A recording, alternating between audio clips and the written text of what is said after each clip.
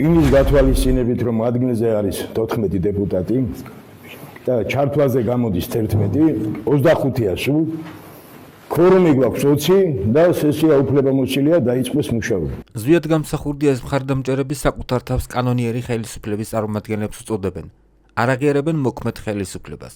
მართავენ სესიებს, ყავთ საკუთარი მინისტრები და ატარებენ არჩევნებს, რომელიც 2026 წლის 28 ოქტომბრისთვის გადაიდო. ამჟამინდელი მდგომარეობით მათი პრემიერ-მინისტრი გურამ აფსანძეა. დიდი მადლობა. ჩვენ დაარიგებული გვაქვს დღის წესრიგი.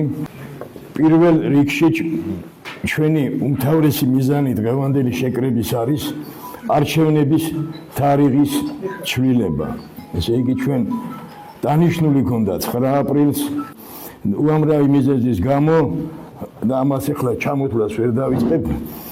ჩვენ უნდა გადავიტანოთ არჩევნების თარიღი და ამ თარიღად მონიშნული გვაქვს 2026 წლის 28 ოქტომბერი. საქართველოს რესპუბლიკის უზენაესი საბჭოს 2025 წლის 15 ნოემბრის პირველი ზე დადგენილებაში ცვლილების შეტანის შესახებ.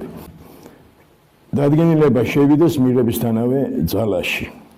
აი ეს არის ჩვენი პროექტი, რომელიც მინდა წარმოგიდგინოთ დაკავშირებით არჩევნების თარიღთან. ვინ არის მომხრე, გთხოვთ დამთვლელ კომისიას დაარეგისტრიროს და დააფიქსიროს ყველაფერი ეს.